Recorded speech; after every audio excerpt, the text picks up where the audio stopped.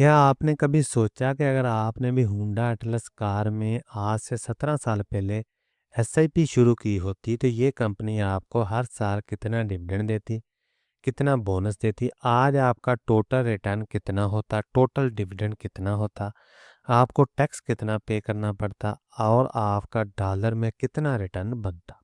Complete information होगी इस video में। चले शुरू कर। जी, तो होंडा एटलस कार की केस स्टडी शुरू करने से पहले कुछ चीज़ें जो हैं वो आप जान लें कि ये जो हम प्राइस लेंगे ये हर साल की हाईएस्ट प्राइस होगी और हर साल हम 1 लाख रुपया इन्वेस्ट करेंगे ताकि हमें पता चल सके कि हमारा फाइनल रिटर्न कितना बनता है। ठीक है जी, शुरू करते हैं 2009 से। तो 2009 में हम 1 लाख रुपया तकरीबन इन्वेस्ट करेंगे। प्राइस बनती है 25.5 रुपीज़। शेयर हमें मिलते हैं 3922। No dividend no bonus. इसी तरह 2010 में दोबारा हम 1 लाख रुपया इन्वेस्ट करेंगे। 20.99 हाईएस्ट प्राइस है। 4764 हमें शेयर मिलते हैं। ये कंपनी 2010 में कोई डिविडेंड और कोई बोनस नहीं देती। इसी तरह 2011 में दोबारा हम 1 लाख रुपया इन्वेस्ट करेंगे। 12.87 हाईएस्ट प्राइस है। 7770 हमें शेयर मिलते हैं। कोई डिविडेंड कोई बोनस नहीं। 2012 में दोबारा हम 1 लाख रुपया लगाएंगे। 21.6 हाईएस्ट प्राइस है। 4630 हमें शेयर मिलते हैं। No dividend no bonus. 2013 में दोबारा हम 1 लाख रुपया इन्वेस्ट करेंगे। 55.83 हाईएस्ट प्राइस है।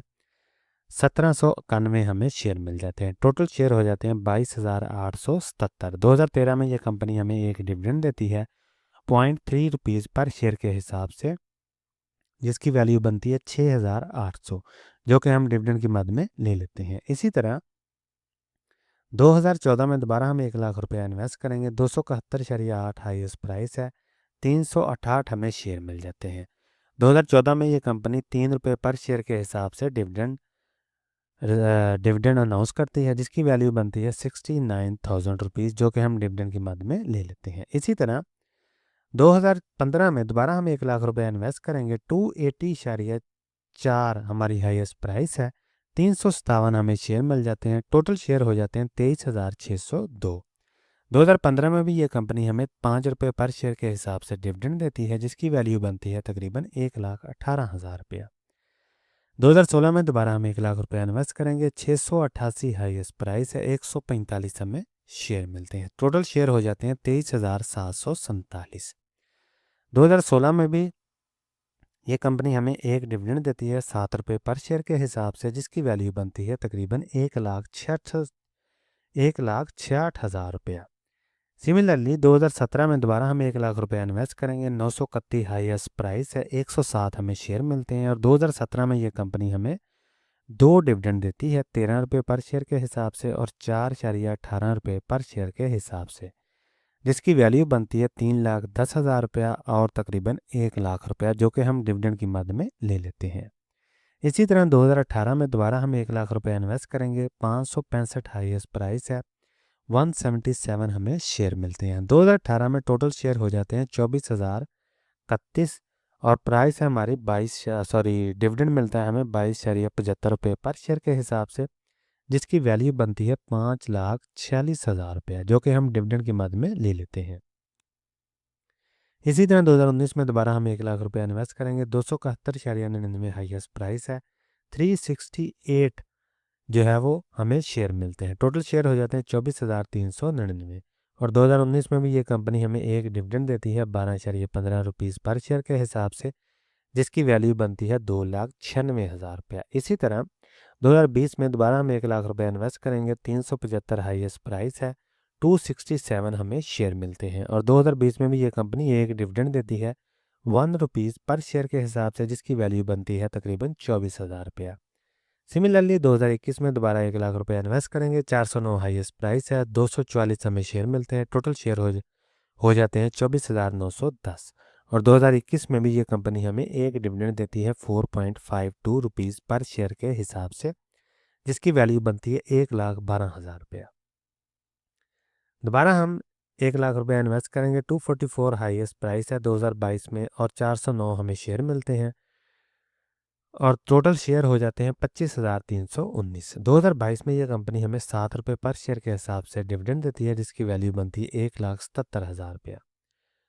2023 में दोबारा 1 लाख रुपए इन्वेस्ट करेंगे, 241 हाईएस्ट प्राइस है, 415 हमें शेयर मिलते हैं, नो डिविडेंड नो बोनस। 2024 में दोबारा हम 1 लाख रुपए इन्वेस्ट करेंगे, 354 हाईएस्ट प्राइस है, 282 शेयर हमें मिलते हैं, टोटल शेयर हो जाते हैं 26,016।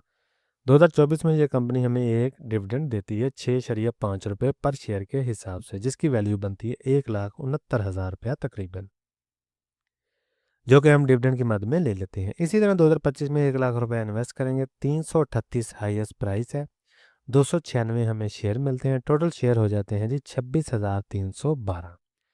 और डिविडेंड ये कंपनी देती है 2025 में 8 रुपये पर शेयर के हिसाब से। तो ये तकरीबन 2,10,000 का हम डिविडेंड अकाउंट में रिसीव कर लेते हैं। ठीक है जी। तो यहाँ तक हमने केस स्टडी की 2009 से लेकर 2026 तक, किस तरह इस कंपनी ने हमें हर साल डिविडेंड दिया और बोनस हमें कोई भी नहीं दिया। तो अभी हम बात करेंगे रिटर्न समरी की। तो 2009 से हमने शुरू किया, 2009 से लेके 27 फरवरी 2026 तक हम बात करेंगे टोटल रिटर्न की। तो शेयर हमारे पास हो गए 26,312। जैसे ये देखें, टोटल शेयर हमारे पास यहाँ तक बनते हैं 26,312। 27 फरवरी को इसकी प्राइस है 187। ठीक है, ये प्राइस चेंज हो जाएगी जब आप तक ये वीडियो पहुंचेगी। तो हमारे पास टोटल अमाउंट बनती है तकरीबन 49 लाख रुपए की। ठीक है जी। तो कॉस्ट हमारी कितनी आई है? 17 लाख रुपए की, क्योंकि हमने हर साल 1 लाख रुपए इन्वेस्ट किया है, तो टोटल हमने 17 साल इन्वेस्ट किया है, तो टोटल 17 लाख रुपए आया। अनरियलाइज्ड प्रॉफिट, आज अगर हम इस शेयर को सेल कर देते हैं तो हमारे पास तकरीबन 32 लाख रुपए का प्रॉफिट आएगा, जो कि बनता है 190%। डिविडेंड हमने आज तक रिसीव किया है 23 लाख रुपए का, जो कि बनता है 135%। टोटल गेन हमारे पास आ गया 55 लाख रुपए का, 326% डिविडेंड प्लस अनरियलाइज्ड प्रॉफिट, तो हमारे पास आ गया टोटल गेन 55 लाख रुपए का। एनुअलाइज रिटर्न हमारा बनता है जी 20.60%। ये आम चीज़ है, इसी की बेसिस पे आप सेम सेक्टर में दूसरी कंपनियों को कंपेयर कर सकते हैं, या दूसरे सेक्टर की कंपनियों को भी कंपेयर करना चाहें तो वो भी कर सकते हैं, या दूसरी एसेट क्लास को भी कंपेयर करना चाहें तो कर सकते हैं। ये XIRR रिटर्न है। यहाँ तक तो बात होगी ग्रॉस प्रॉफिट की। अभी हम बात करेंगे टैक्स की।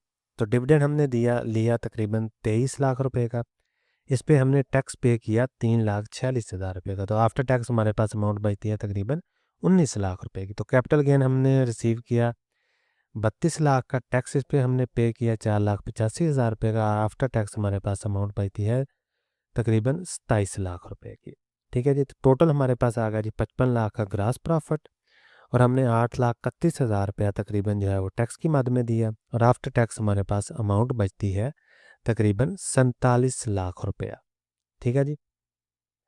तो यहाँ मैंने CDC की फ़ीस, NCCPL की फ़ीस, ब्रोकर का कमीशन या और कोई भी टैक्स हो वो ऐड नहीं किया, वो भी थोड़ी बहुत अमाउंट बनती है। दूसरे नंबर पे कैपिटल गेन लॉन्ग टर्म में ज़ीरो हो जाता है, डिपेंड करता है कि आपने शेयर को किस साल परचेज किया और उस साल FBR की क्या पॉलिसी थी। ये डिपेंड करेगा कि आप जिस साल शेयर को परचेज करते हैं उस साल FBR की कैपिटल गेन और डिविडेंड के मतलब टैक्स की क्या पॉलिसी है। ये चेंज होता रहता है, लेकिन यूजुअली 15% ही होता है। तो ये केस स्टडी थी जी। इसमें मैंने इन्फ्लेशन को ऐड नहीं किया, क्योंकि हम बात कर रहे हैं पास की प्राइसेस की, ना कि हिस्ट्री की प्राइस। जब हम हिस्ट्री की बात करें इनको ज़रूर ऐड करेंगे। तो यहाँ तक तो बात होगी जी रुपीज़ टर्म में। अभी हम बात करेंगे डॉलराइज रिटर्न में, कि डॉलर में हमें कितना रिटर्न मिला।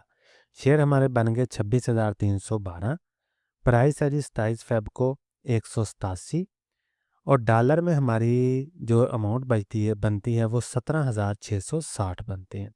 तो काश हमारी कितनी है? ये 14,236।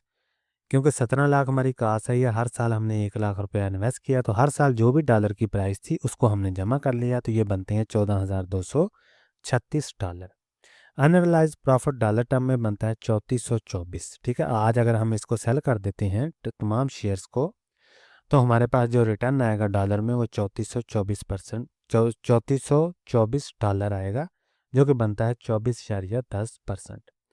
तो डिविडेंड हमारा आ गया टोटल $16,723 का, क्योंकि हमने हर साल डिविडेंड अगर लिया है तो उस साल जो भी डॉलर की वैल्यू होगी उसी को हमने यहाँ पे लिख लिया है, जो कि बनता है 117%। टोटल गेन आ गया $20,147 का, 141%। डिविडेंड प्लस अनरियलाइज प्रॉफिट, इसको हम जमा करेंगे तो $20,147 हमारे बनेंगे। एनुअलाइज रिटर्न XIRR बनता है जी 13%, जो कि डॉलर टर्म में है। पाकिस्तानी रुपीज़ में ये बनता है 20.60%, डॉलर टर्म में बनता है 13.0%। ठीक है जी। तो इस केस स्टडी करने का पर्पज़ यही था कि हिस्ट्री से हमें ये पता चल सके कि अगर हम हर साल 1 लाख रुपया इस कंपनी में इन्वेस्ट करते और प्राइस भी हम हाईएस्ट सेलेक्ट करते तो हमारे पास इस तरह का रिजल्ट आता। और फ्यूचर में भी अगर कंपनी के फंडामेंटल चेंज ना हो, सेम टाइप का ही पे आउट हो, तो हमें फ्यूचर में भी अगले 17 सालों में भी सेम टाइप का ही रिटर्न नज़र आएगा। डिपेंड करता है कि आपकी बाइंग प्राइस कैसी है। अगर आपकी बाइंग प्राइस कम है तो आपका रिटर्न बढ़ जाएगा, अगर आपकी बाइंग प्राइस ज़्यादा है तो आपका रिटर्न कम हो जाएगा। ठीक है जी। तो ये थे जी केस स्टडी, जिससे हमें ये पता चलता है कि पास में इस कंपनी की परफॉर्मेंस कैसी रही है, और उससे हम प्रिडिक्ट कर सकते हैं कि अगर सेम परफॉर्मेंस फ्यूचर में भी रहे तो हमें सेम टाइप का ही रिटर्न मिलने को मिलेगा। ठीक है जी, देखने को मिलेगा। तो ये थी जी रिटर्न हिस्ट्री इसकी। आई होप आप अंडरस्टैंड कर गए होंगे। कोई भी सवाल हो तो कमेंट सेक्शन में ज़रूर पूछें।